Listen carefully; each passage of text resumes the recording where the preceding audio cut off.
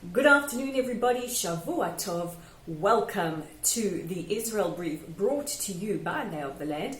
I'm Raylene Marks, bringing you the top story from Israel and the region every Monday to Thursday right here in this very spot.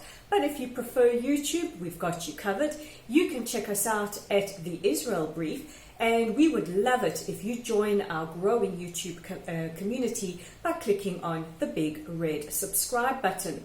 Without further ado, let's jump into those top stories making headlines, and we begin with the COVID-19 crisis. And it looks like Israel is starting to get a handle on this second wave. Israel's health ministry reporting earlier today that the rate of infections is at its lowest level as seen during August. This is before we went into the second wave, which is a very good thing, but now poses the question, are we ready to start coming out of lockdown? What we do know is that at least 8 cities make up 40% of the infection rates. And of course, there's a lot of debate and conjecture around which of these cities they are. I'm very proud to say Modi'in, where I live, is a green city, which means our rate of infections per capita are very, very low. So where do the lockdown plans sit at the moment? Well, it's a bit unclear. There's a lot of discussion happening in the Knesset and within the coronavirus cabinet. Where are we going to start lifting? What are we going to start lifting? What are those important timeframes? We do know that yesterday a lot of small businesses said that they were going to defy lockdown laws by opening their businesses, saying that they just cannot survive economically while keeping shut. And retailers threatened earlier today to open as early as next week.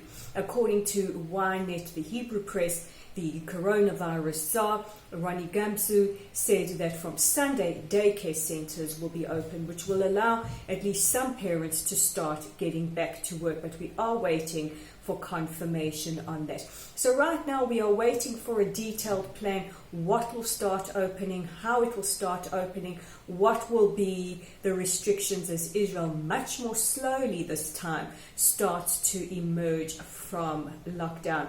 And as usual, we will keep you updated right here on the Israel Brief.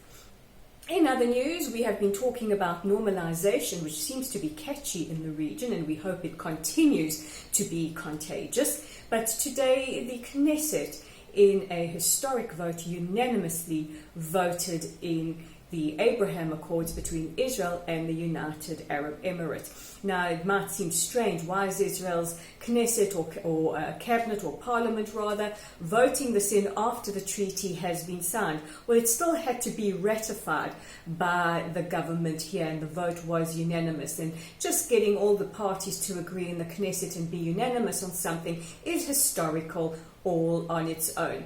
But as we progress with the Accords, let's give you some updates. So as it was announced that the treaty was unanimously voted in, so it was also announced that as soon as it's possible, Prime Minister Netanyahu will meet with his Emirati counterpart, and they will discuss moving forward and increasing and what is involved with cooperation as the countries move forward together. But what has been heartening to see is the amount of interaction that is taking place, and specifically from a business perspective. At the end of last week, women in business from both the Emirati community and from Israel met in Dubai to discuss mutual cooperation. This really is tremendous to see the woman taking the lead as far as business is concerned. And also, very heartening, we hear that Israel has been invited to participate in the Defense Expo that will take place in Abu Dhabi later next year. So that cooperation, that reaching out, that signing of memorandums seems to be increasing, and it means very, very good news for both countries, economies, and also the region. In less positive news, over the weekend we saw at least 250 fires break out across the country. Now this is due to really abnormal and intense heat that happened at the end of last week. In fact, Friday we had an incredible heat wave that was responsible for setting off these fires. Fires ranged from Kfar Oranim, which is just outside where I live in Modi'in, all the way to Emek Hefer, which is moving more into the north, and as far as the Galilee. Kibbutz Nof HaGalil had to be evacuated. That's some 5,000 residents had to be evacuated, and residences from other kibbutzim and moshavim evacuated and sent where they could be safe until the fires were put out.